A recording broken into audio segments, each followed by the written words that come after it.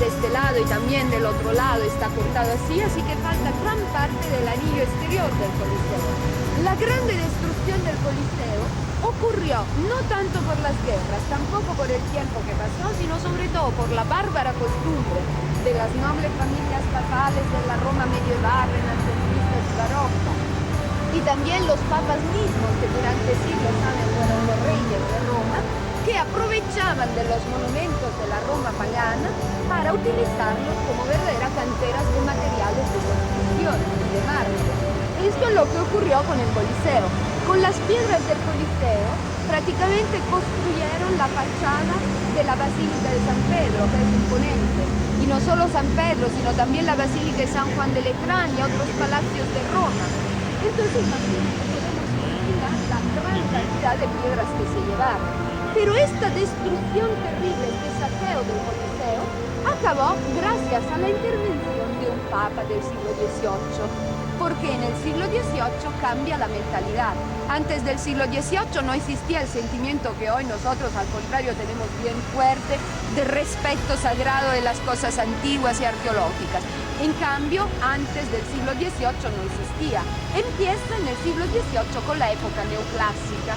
Así que un papa de la época neoclásica, Benedicto XIV, decidió de salvar este monumento en cuanto lo proclamó lugar sagrado. Y proclamándolo lugar sagrado sabía perfectamente que todos los papas que habrían venido después habían salvado el Coliseo en cuanto lugar sagrado. Y efectivamente así fue. Por esto el poco que quedaba, que es ni siquiera un tercio de lo que era en origen, ha podido llegar hasta nosotros. Si no, el riesgo era de perderlo del todo.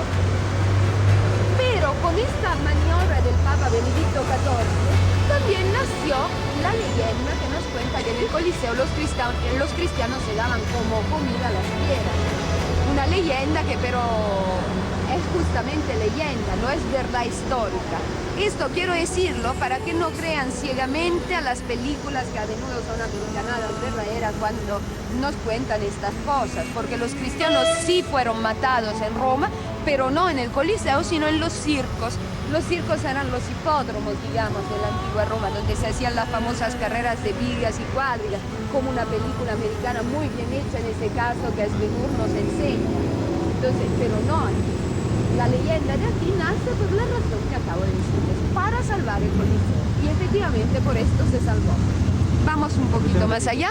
Esas averías que tienen. Miren, todos estos agujeros que vemos en el Coliseo se explican porque había grapas de hierro que unían los bloques de mármol como para reforzarlos, unían los bloques de mármol uno con otro, pero también se llevaron los hierros para utilizarlos en otra construcción y también en el otro lado para llevarse las piedras que faltan. Gracias. De nada.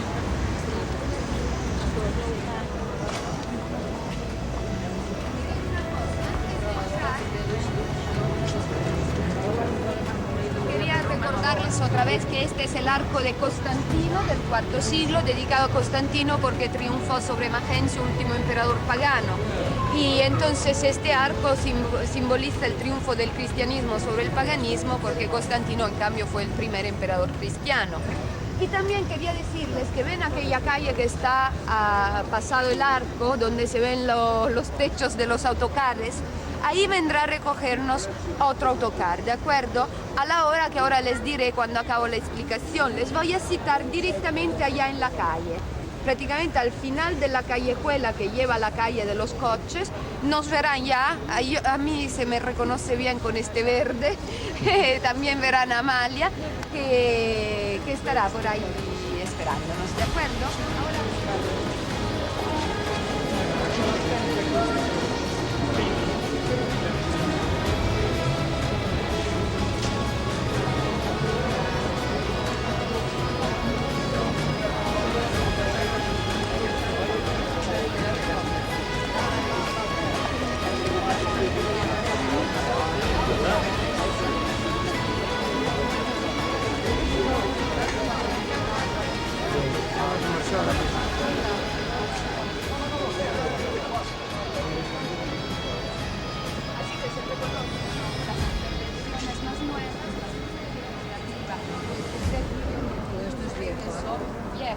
también los agujeros siempre son partes originales.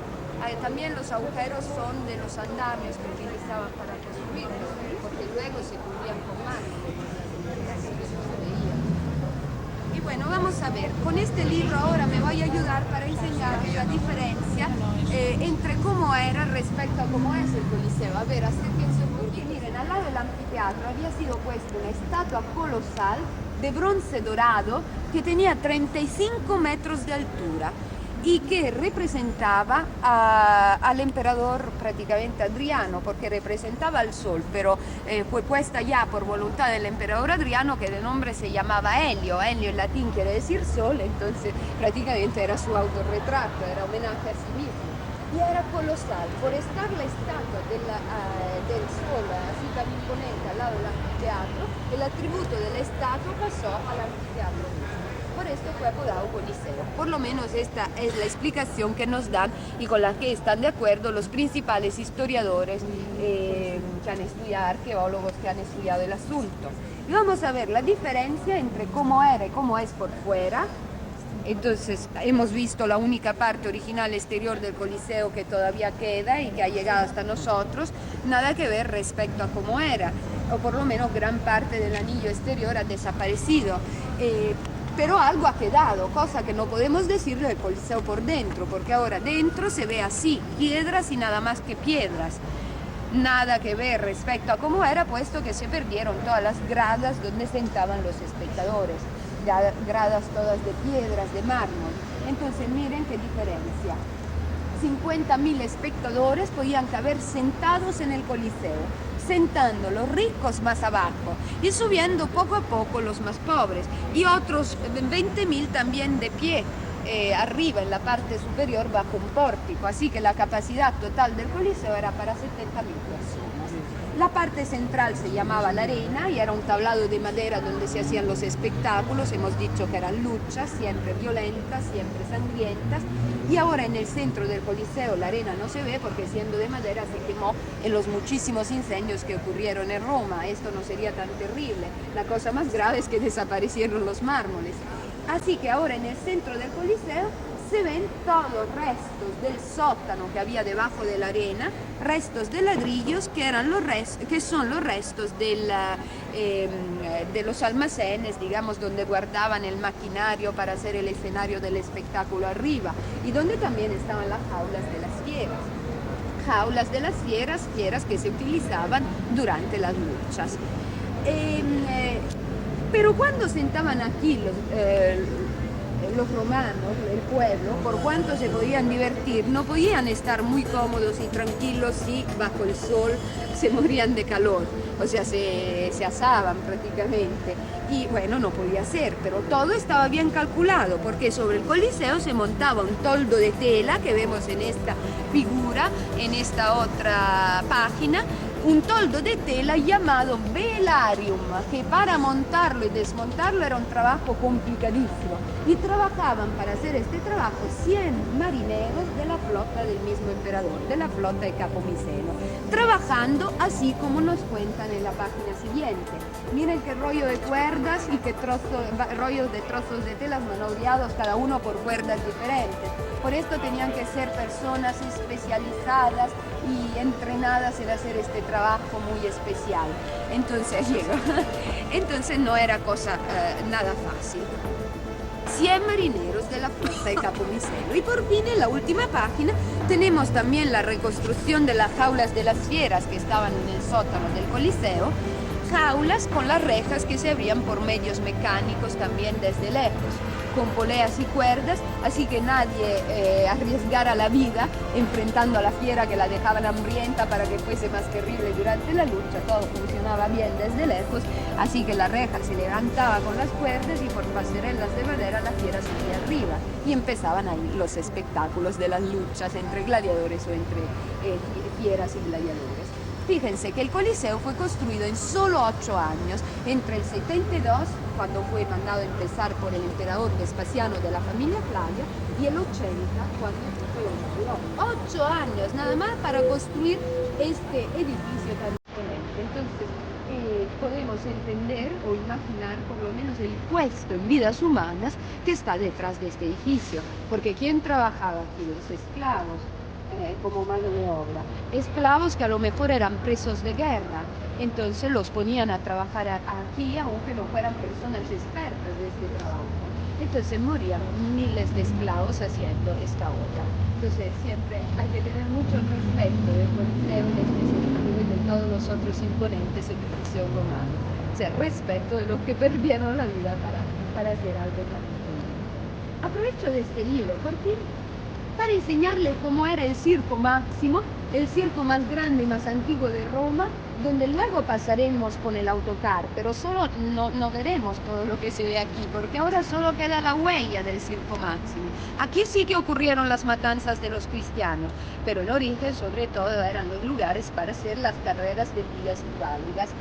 Las vigas y las cuadrigas daban vueltas alrededor de esta parte central que se llamaba la espina, y los espectadores sentaban todo alrededor. Ahora, del Circo Máximo veremos solo donde ha llegado así hacia nosotros. Entonces, nada que ver. Uno de los muchos circos de la Roma primitiva, solo uno de los muchos. Bueno, entonces ahora les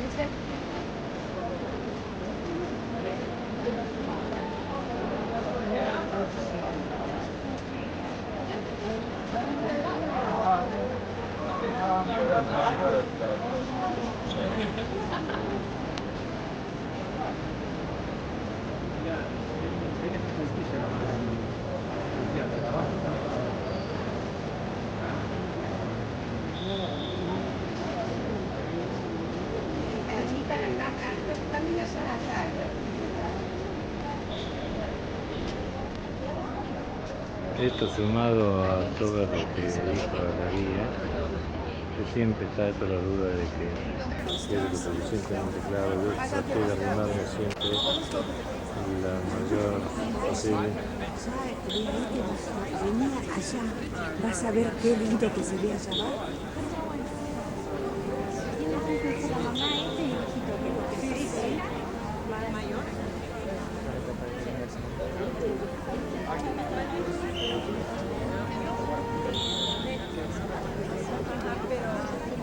Estos son los sótanos, lo que le falta acá, según la explicación, es el piso únicamente.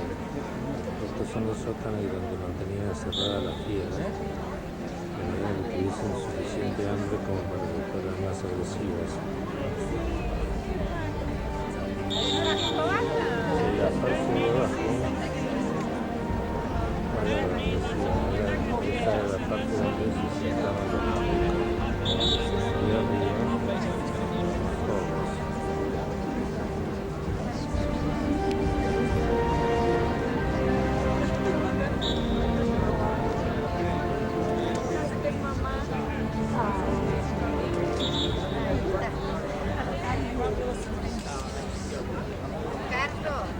Llegaron los gatitos, ¿ves?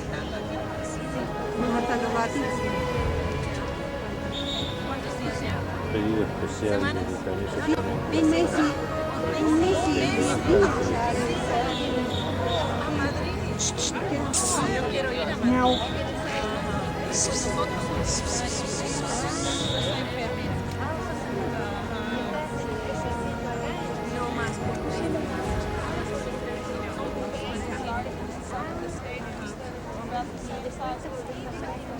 Tengo un problema que me había quiero reservar para el en junio por 3 años aquí en la Plaza San Pedro. Yo quiero ir a Madrid. Anoche nosotros estábamos. Me retiré un poco del grupo y del Coliseo para poderlo tomar con más amplitud, porque es tan grande, estoy como a 100 metros de él y así todo no lo alcanzo a tomar en su totalidad.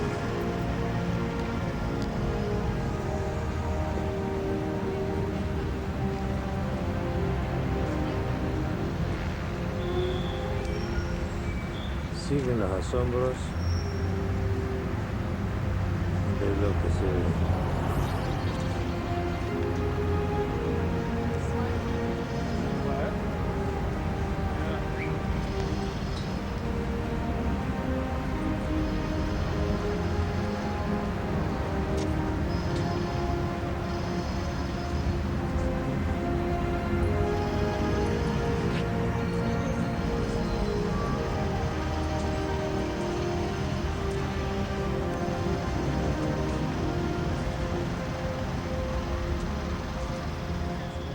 y ahora subimos sobre la colina del Aventino, así que desde aquí vamos a ver aquí solo quedan restos de ladrillos, pero antes en origen los ladrillos no se veían, así que por esta razón siempre se ven agujeros sobre las ruinas arqueológicas.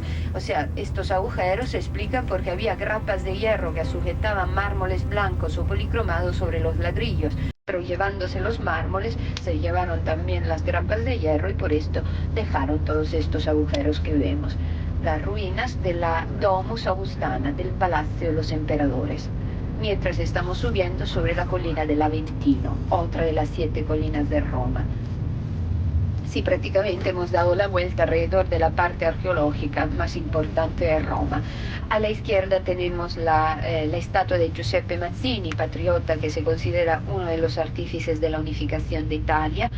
Y mientras también a la izquierda, aquí un poquito más adelante, el Jardín de las Rosas. No es el momento mejor para ver este jardín, pero en todo caso algo queda también en esta temporada de rosas. Hay como 5.000 y pico tipos de rosas diferentes cultivados en este jardín. Es un verdadero museo. El Jardín de las Rosas, propiedad del ayuntamiento.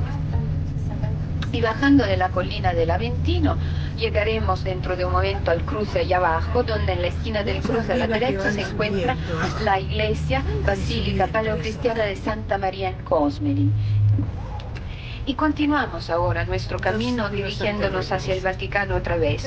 Para llegar al Vaticano vamos recorriendo la Avenida del Río, avenida que bordea el río Tíber, y la recorremos hasta sobre el primitivo hospital que había sido el templo del dios Esculapio. A mano derecha tenemos el Castel Sant'Angelo, Castillo del Santo Ángel, monumento muy importante, primitivo mausoleo de Adriano, transformado en fortaleza en la época medieval. Desde que fue transformado en fortaleza siempre representó el baluarte de defensa de la orilla derecha del río y también baluarte de defensa sobre todo del Estado del Vaticano, así que también lo llamaron siempre la fortaleza de los papas. Castel Sant'Angelo. Y ya estamos prácticamente otra vez en el Vaticano, o sea, todavía no es suelo vaticano, pero ya llegamos enseguida. El Estado del Vaticano empieza donde empieza la Plaza de San Pedro. Es un Estado independiente del todo, como seguro saben, dentro de Italia y dentro de Roma, y se considera, no se considera, sino el Estado más pequeño del mundo. Es el Estado más pequeño del mundo. Tiene 44 hectáreas de superficie, nada más.